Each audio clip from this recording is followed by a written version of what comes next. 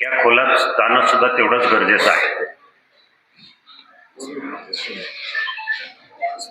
साधारण 15 दिवसापूर्वी लोकसभेमध्ये आपल्या भागातल्या खासदारांनी प्रश्न विचारला आणि त्यावर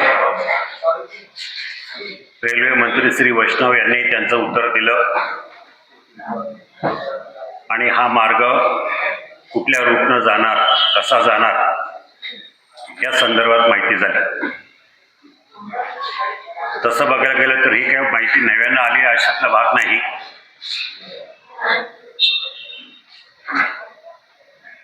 दोन 2023-2024 पासूनच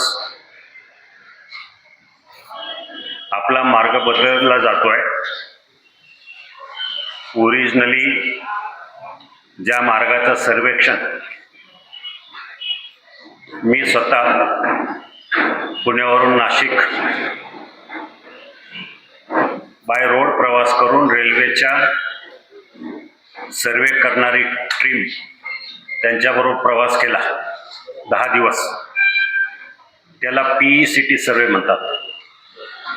प्रिलिमिनरी पुढं काहीतरी असं आहे, तो सर्वे आहे.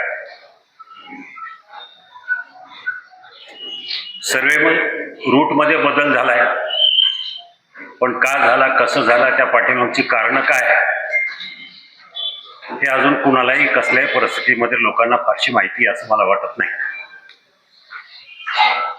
पण एक मात्र खरं, आपल्या भागातल्या जनतेला अगदी पुण्यापासून अगदी बोट्यापर्यंत सगळ्यांना माहिती आहे, सगळ्यांना कल्पना आहे की असा असा रेल्वे मार्ग आपल्याकडे होतोय.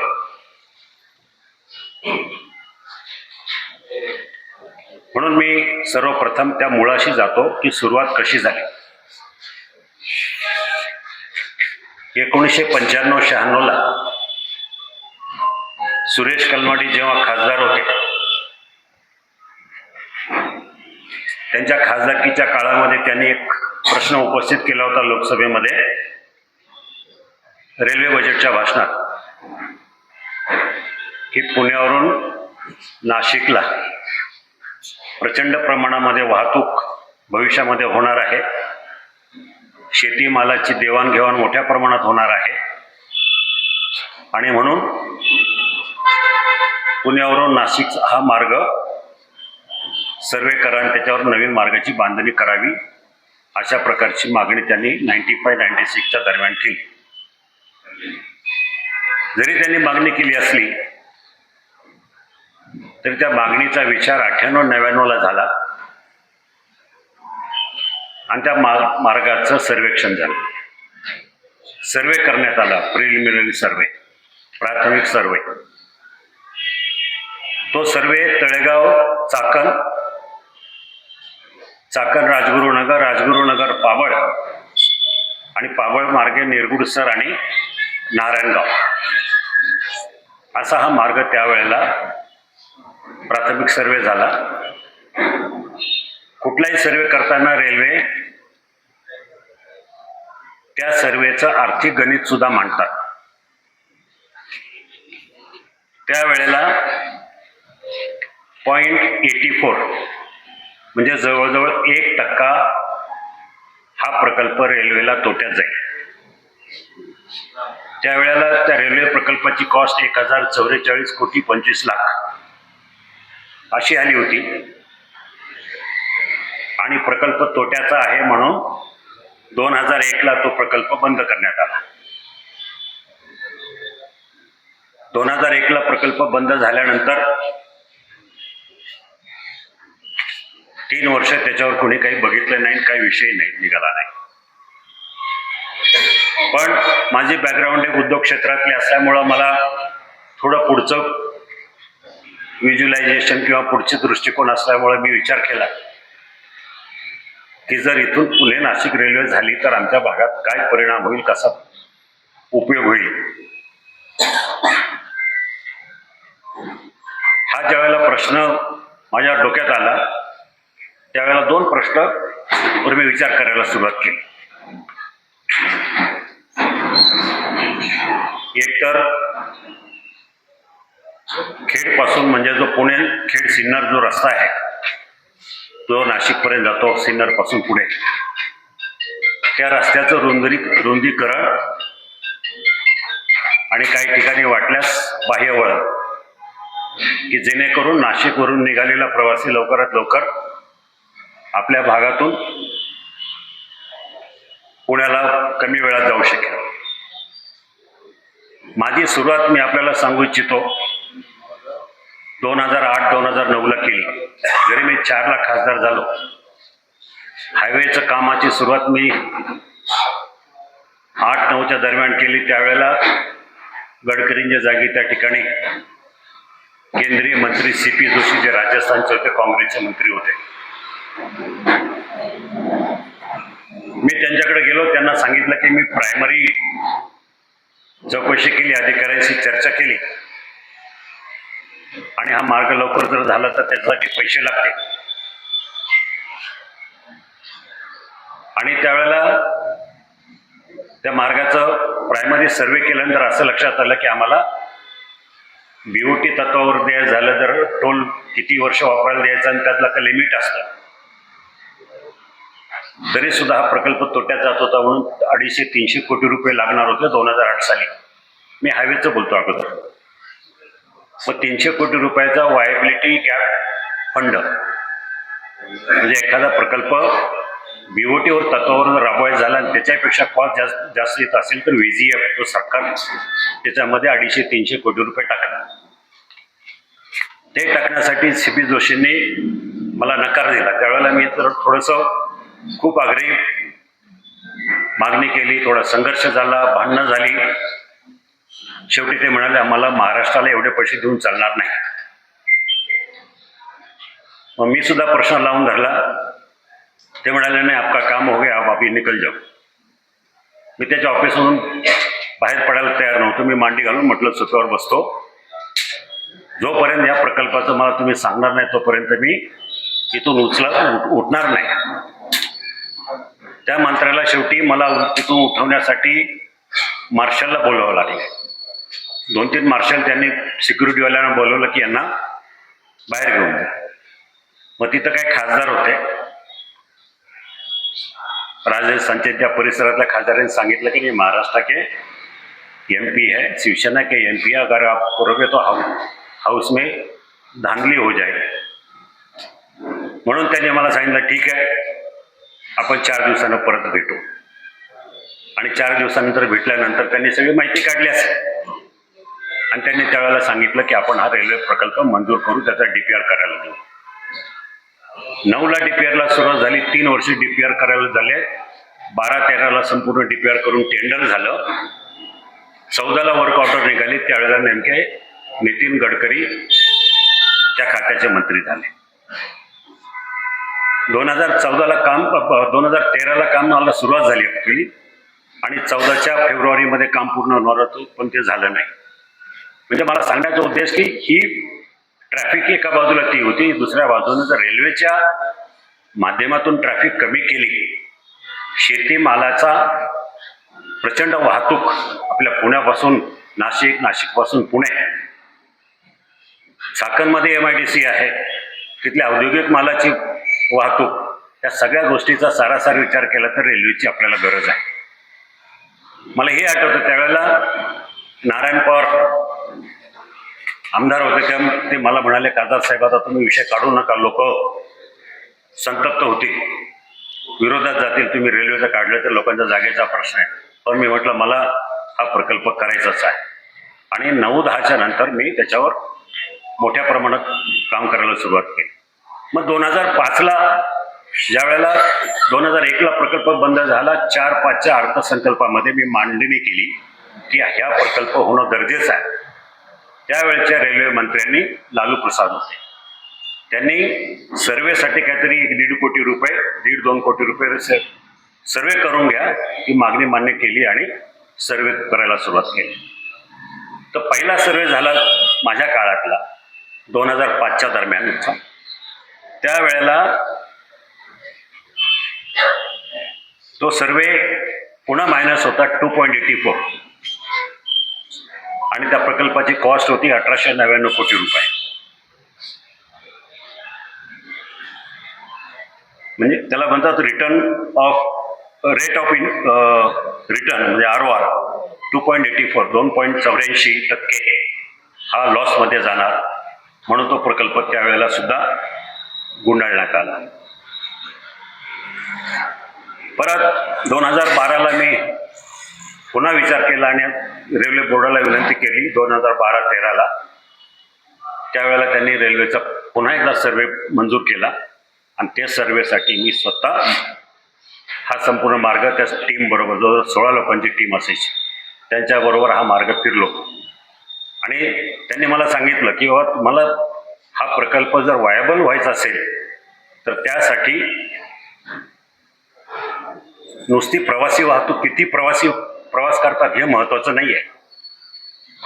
तिथं कार्गो किती मालाचा जातो, माल वाहतूक किती होते याच्यावर आमचा प्रॉफिट असतो, प्रवासी वाहतुकीवर नाही. नुसती प्रवासी वाहतूक केली तर आमची रेल्वे तोट्यात जाईल, मालाची वाहतूक झाली तर आम्हाला त्याचा फायदा मिळतो. म्हणून त्यांना आम्ही चाकणपासून सुरुवात केली. चाकणचं मार्केट कमिटी दाखवली, राजगुरुनगरची मार्केट कमिटी दाखवली, मनसरला इथं येऊन थांबलो, नारायणगावला नेलं, आळेफाटा वगैरे सगळा शेतीचा पट्टा असलेल्या या भागात फिरवलं आणि त्याच्यानंतर 1.5-2 महिन्यांनी त्यांनी तो सर्वे लोकसभेमध्ये सादर केला. त्यावेळेला बन्सल आणि बन्सलच्या नंतर खरगे रेल्वे मंत्री होते. योगायोगानं तो प्रकल्प त्यावेळेला हे सगळं गणित नव्यानं जुळल्यानंतर 4.11 म्हणजे 4.25% प्रकल्प हा पॉझिटिव्ह आला, फायद्यात निघाला, म्हणून त्याला पिंक बुकमध्ये समावेश केला. पिंक बुकमध्ये रेल्वेच्या भाषेमध्ये ब्रिटिश काळापासून चालू झालेली संज्ञा आहे की एखादा प्रकल्प पिंक बुकमध्ये आला की याचा अर्थ तो मंजूर झाल्यासारखा असतो. पिंक बुकमध्ये आल्यानंतर तो प्रकल्प रेल्वेने त्या दिवशी त्या रेल्वे बजेटमध्ये मंजूर केला आणि मंजूर केल्यानंतर 1-2 महिन्यांनी 3 महिन्यांनी तो प्लॅनिंग कमिशनकडे पाठवण्यात आला. त्यावेळेला प्रकल्पाची कास्ट साधारण 2000 कोटी रुपये होती, 1900 वर काहीतरी होती कॉस्ट होती. मग हा प्रकल्प नियोजन आयोग म्हणजे प्लॅनिंग कमिशनकडे पाठवण्यात आला. आता कुठलाही प्रकल्प 1000 कोटी 1500 कोटी त्यावेळेला जर त्याच्यावर किंमत असेल तर तो प्लॅनिंग कमिशनकडे रेल्वेच्या माध्यमातून जात असतो. तो प्लॅनिंग कमिशनकडं आपला प्रकल्प गेला त्यावेळेला 32 फाईल होत्या रेल्वेच्या. देशाभरात नवीन मार्ग कुठं करायचे.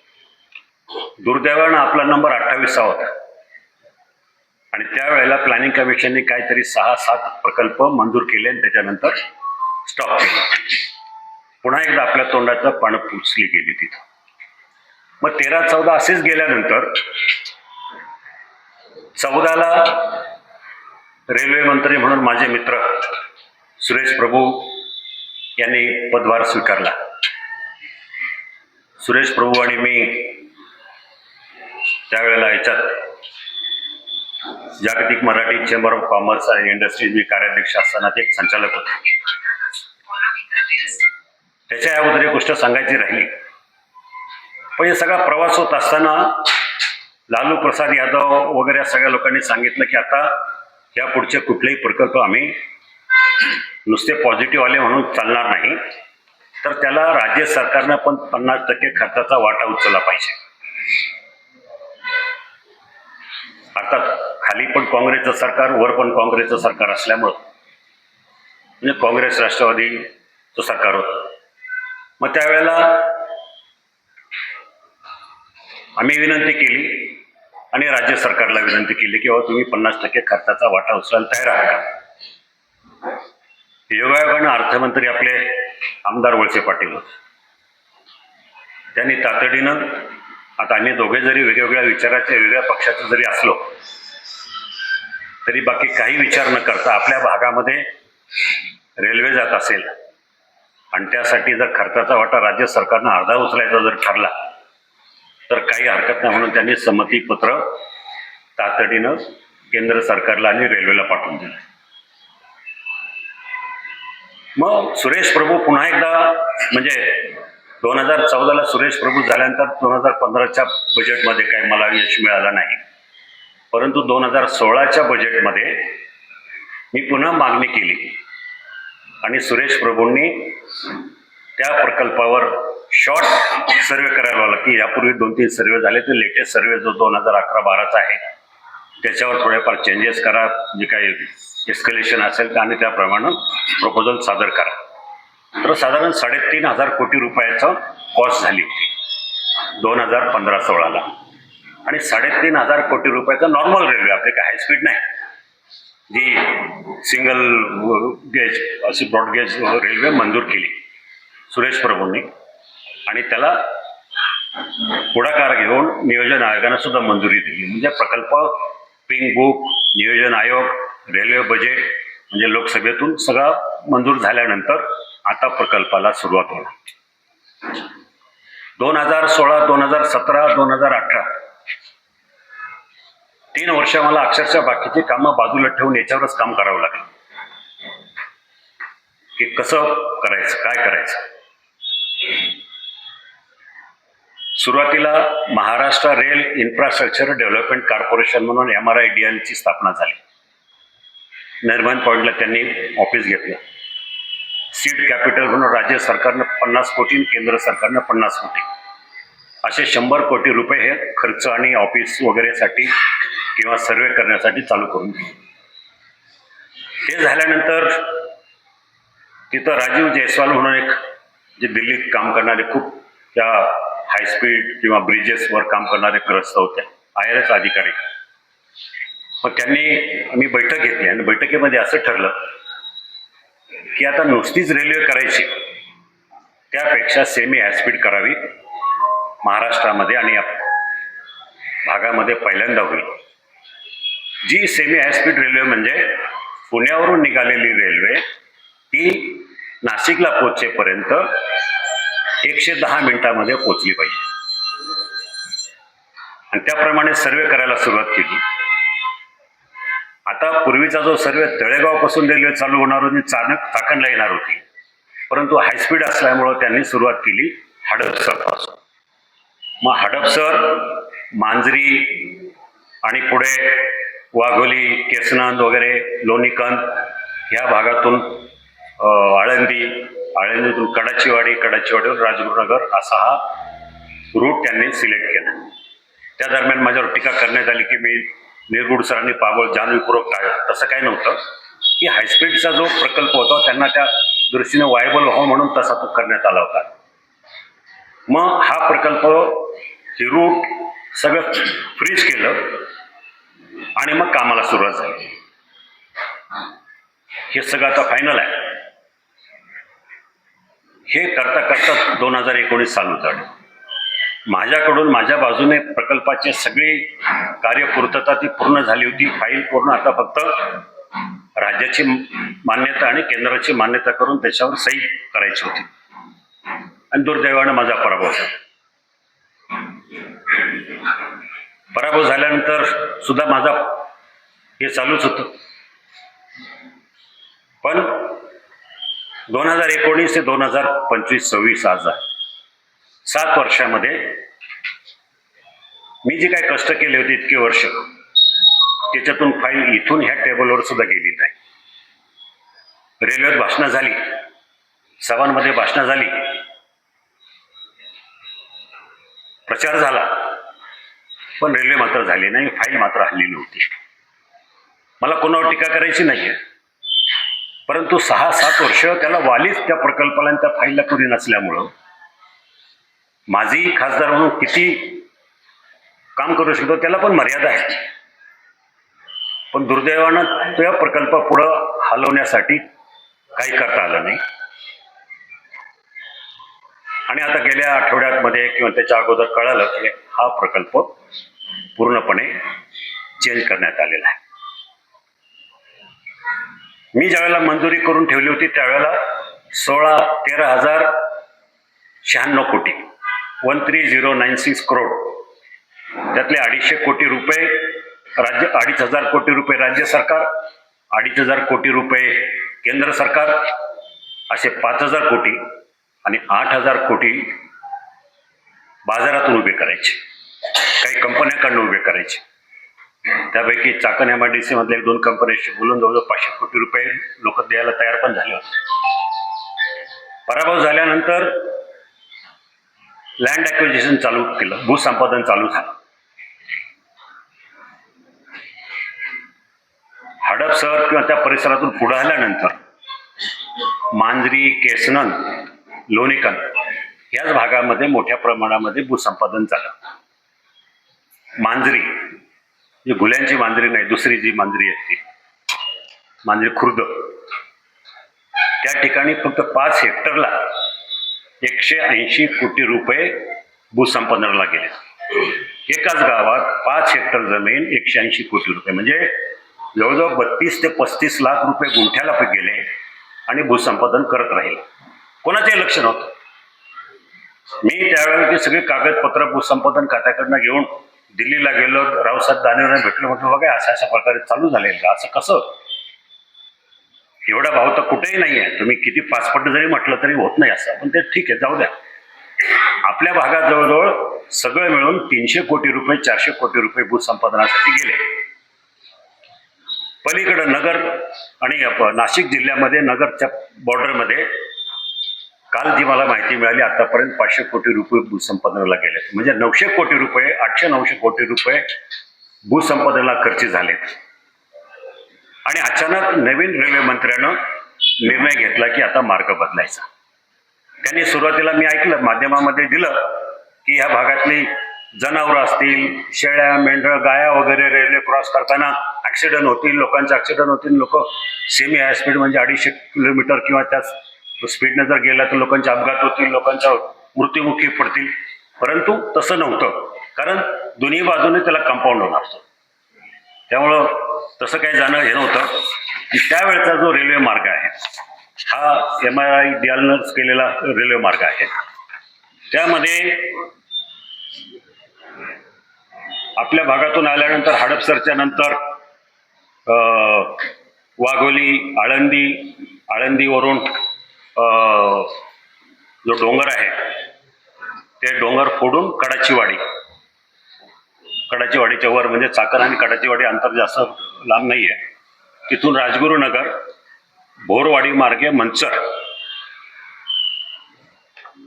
भोरवाडीच्या पुढून आलं तर मंचर, आणि सुरुवातीला मंचरच्या अगोदर असा रूट केला होता त्यांनी की जो मी नंतर हे करायला लावला की सातगाव पठारवरून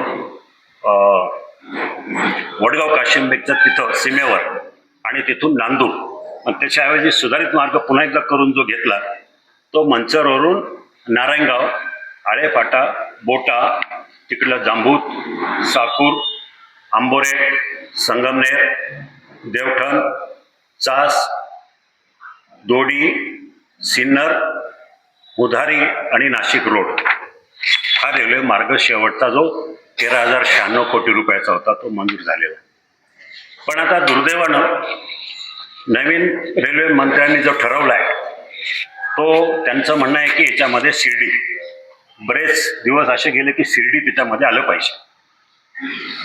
आम्ही म्हटलं शिर्डी जर गेलं तर पूर्ण मार्ग चेंज होईल, पण शिर्डीला संगमनेर किंवा तिथून जवळून कुठून तरी एक लाईन द्या, फाटा, रेल्वेचा फाटा शिर्डीला जाऊन हे करा. पण नाही म्हणाले, शिर्डी डायरेक्ट गेलं पाहिजे. म्हणून त्यांनी आता काय केलंय की वरून जो मार्ग येईल वाघोलीपासून लोणीकर, रांजणगाव, शिरूर आणि डायरेक्टली नगर, म्हणजे नगरच्या त्या परिसरामध्ये फक्त एवढीच रेल्वे होणार. नगर पासून दौंड मार्गे जाणारी रेल्वे ती शिर्डीला जातेच आहे,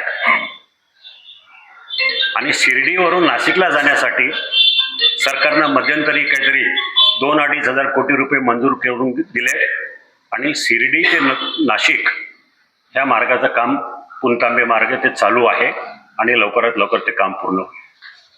म्हणून मला खूप लोकांच्या भावना बघायला मिळाल्या. आमदार साहेबांशी मी चर्चा केली आणि आम्ही ठरवलं कुठंतरी याच्यामध्ये आपण लक्ष घातलं पाहिजे. एक स्पेक्टेटर म्हणून, एक प्रेक्षक म्हणून गप्पा बसून चालणार नाही. याच्यावर आपण आपल्या जनतेची भावना समजून घेतल्या पाहिजे, त्यांची मतं काहीतरी जाणून घेतली पाहिजे आणि हा रेल्वे मार्ग पूर्ववत कसा होईल हे करावा. कारण काय दिलं, रेल्वे मंत्र्यांना कारण दिलं की तिथं GMRT आहे. मला एक कळत नाही, 2005 पासून एवढे सर्वे झाले, त्यावेळेला GMRT झोपली होती का? त्यावेळेला रेल्वे मंत्रालय झोपलं होतं का? ही दोन्ही खाती केंद्र सरकारची असताना कोणालाच काही कळलं नाही की रेल्वे जाते काय जाते, काय होत आहे. इतके सर्वे झाले, इतक्या बातम्याला इतकं झालं, पण कोणीही त्याच्यामध्ये फारशी गंभीर दखल घेतली नाही. नंतर आम्ही तपास केला की GMRTचं नक्की म्हणणं काय. काही सायंटिस्टना भेटलो. मी गेल्या 8-10 दिवसापासून जेव्हा मुंबईला जाऊन मग ते MRIDLचे अधिकारी असतील, रेल्वेचे अधिकारी असतील, GMRTचे अधिकारी असतील, आयुकाचे अधिकारी, सगळ्यांशी चर्चा केली की नक्की GMRTचा प्रॉब्लेम काय. तर त्यांचं असं म्हणणं आलं की आमच्या कुठल्याही अँटेनापासून, आपल्या अँटेना पारादी सगळ्या परिसरात आलेल्या आहे, त्या अँटेनापासून कमीत कमी 10 ते 15 किलोमीटरचं अंतर सोडा आणि तुम्ही काही करा. 10 ते 15 किलोमीटर अंतरापासून, अँटेनाच्या अंतरापासून 15 किलोमीटरवर तुम्ही रेल्वे चालू करू शकता. काही नाही असा मार्ग सुचवला की जिथं अँटेना आहे तिथं आपण भुयारी मार्गाने जाऊ. पण भुयारी मार्ग एवढा मोठा करायचा म्हटलं तर खर्चिक बाब असल्यामुळं ते आपल्याला शक्य होणार नाही. मग त्यासाठी 15 किलोमीटर जर सोडलं मंचरपर्यंत, मला वाटत नाही की 15 किलोमीटरवर आपल्याकडे कुठली अँटेना आहे. सातगाव पठापर्यंत नाही. मग मंचरवरून पुन्हा एकदा तो विषय जर निघाला तर आपलं नांदूर मार्गे म्हाळुंगेच्या तिकडनं जर आपण रेल्वे नेली नारायणगावच्या वर आणि ओझरपर्यंत गेली तर ओझर सुद्धा 15 किलोमीटरच्या बाहेर आहे. ओझर जर जोडलं तर एक देवस्थान जोडलं जाईल. तिथून जुन्नर जवळ आहे, ओतूर जवळ आहे आणि तिथून जर रेल्वे बाहेर काढली तर आळे फाट्याच्या तिथं पुढं जरी गेलं तरी चालते. हा मार्ग, त्यांचा जो प्रश्न आहे तो प्रश्न त्याच्यातून सुटतोय आणि म्हणून रेल्वे प्रशासनानं याच्यावर गंभीरतेने दखल घेतली पाहिजे. मी आपल्या समक्ष आमदार साहेबांशी माझी या विषयावर सविस्तर चर्चा झाली, आपल्या काही पत्रकार बांधवांशी पण चर्चा झाली आहे. आता याच्यावर करायचं काय, आज आपली सगळ्यांची मतं आम्ही जाणून घेणार आहे. आमदार साहेब त्यांचं मार्गदर्शन करतील. पण मला जे वाटतंय, माझ्या मनात जे आहे की ती पहिली सुरुवात आम्हाला अशी केली पाहिजे की राज्याचे मुख्यमंत्री, आपले पालकमंत्री आणि एकनाथ शिंदे साहेब तिघांच्या बरोबर आम्ही एक बैठक घ्यावी, संयुक्त बैठक घे, भले 15 मिनिटं, की आम्ही एक्सप्लेन करू की आम्हाला हा मार्ग कसा GMRTला धोकादायक नाही आणि हा मार्ग कसा सोयीस्कर आहे. ज्या वेळेला खेड घाटातून बोगद्यातून रेल्वे निघत होती आणि ती सातगाव पठारला पेठच्या तिथे येऊन बाहेर पडत होती, हा एवढा मोठा 6 किलोमीटरचा बोगदा मी करायला तयार होतो. त्या 13,096 कोटी रुपयामध्ये तो इन्क्लुडेड आहे. मग पुढं समजा आम्हाला या मार्गे जर जावं लागलं, चाकण मंचरपासून पुढे नांदूरपासून, माळुंग्यापासून पुढे वारुळच्या अलीकडं आणि ओझरकडे जर जायचं ठरलं तर त्याला कुठलीही अडचण येणार नाही असं मला स्पष्टपणे वाटतं. आणि म्हणून एकदा राज्य सरकारकडनं हा प्रस्ताव त्यांच्या मदतीनं, मुख्यमंत्र्यांच्या मदतीनं आमदार साहेबांनी लक्ष घातलं, आम्ही सगळ्यांनी लक्ष घातलं तर ते दिल्लीला जाऊन रेल्वे मंत्री वैष्णव असतील किंवा देशाचे पंतप्रधान नरेंद्र मोदी असतील, यांना समजून सांगणं आमचं कर्तव्य आहे की मुळात ह्या रेल्वे प्रकल्पाला जन्म दिला तो जुन्नर, आंबेगाव आणि खेड ह्या शेतकऱ्यांच्या गरजेपोटी. ही गरज होती म्हणून तिथूनच जन्म झालेला आहे. ह्या प्रकल्पाच्या सुरुवातीला उगमच तिथून झालाय. मग आता ते बिघडून कुठेतरी दुसऱ्या मार्गानं, आता जो रेल्वेने प्रस्तावित केलेल्या मार्गाने जर आपण नाशिकला जायचं म्हटलं तर 4-4.25 तास जाते आणि ह्या मार्गाने 2 तास जाते. म्हणून आपल्याला सगळ्यांना गरजेचं आहे सरकारला पटवून देणं, पंतप्रधानांना पटवून देणं, जनतेला पटवून देणं की आम्ही काम करतो, हे आमच्यासाठी एक का नसतं. काही लोक म्हणतील किंवा तुम्ही शिरूर का नाही करता, ठीक आहे ना, मग आम्ही इथून सुद्धा आपण कनेक्शन देऊ शकतो. ज्या मार्ग जोडला जाणार आहे. अशा काही ठिकाणी जिथं जिथं वाटतंय की काही गोष्टी कव्हर करायच्या, तर असे फाटे पण रेल्वेमध्ये त्यांनी प्रपोज करता येऊ शकतं. ह्या गोष्टी मला आपल्या सगळ्यांच्या कानावर घालायच्या होत्या. खरं म्हणजे मला यासाठी वाईट वाटतं की 15 वर्ष माझ्या कारकिर्दीमध्ये कोणी मागितली नव्हतं की रेल्वे करा. कोणाच्या स्वप्नात नव्हतं, कोणाच्या मनात नव्हतं की या भागातून रेल्वे झाली पाहिजे. पण ते मला वाटलं, माझी जबाबदारी होती खासदार म्हणून, या भागाचा विकास करण्याची जबाबदारी होती म्हणून तो प्रकल्पावर मी खूप काम केलं. आणि आता त्याचा अशा प्रकारची अवस्था होत असेल तर कुठंतरी ही दुर्दैवी गोष्ट आहे. आणि अजूनही दुर्दैवी गोष्ट यासाठी मला वाटते की 15 वर्ष सगळं काय अन्न शिजून ठेवलं आणि ते तिथंच राहिलं, तसंच राहिलं. याला जबाबदार कोण, हा सुद्धा एक प्रश्न मला या ठिकाणी येतो. एवढंच मला या ठिकाणी आपल्याशी बोलायचं होतं, म्हणून मी आज आपल्या सगळ्यांना विनंती केली, आमदार साहेबांना विनंती केली. त्यांचे सुद्धा अनुभव, त्यांनी सुद्धा अनेक वेळा अजितदादा असतील, मुख्यमंत्री असतील, त्यांचं मंत्रिमंडळ असेल, त्यांच्या सुद्धा अनेक बैठका रेल्वे मंत्र्यांच्या लोकांबरोबर झालेल्या आहेत.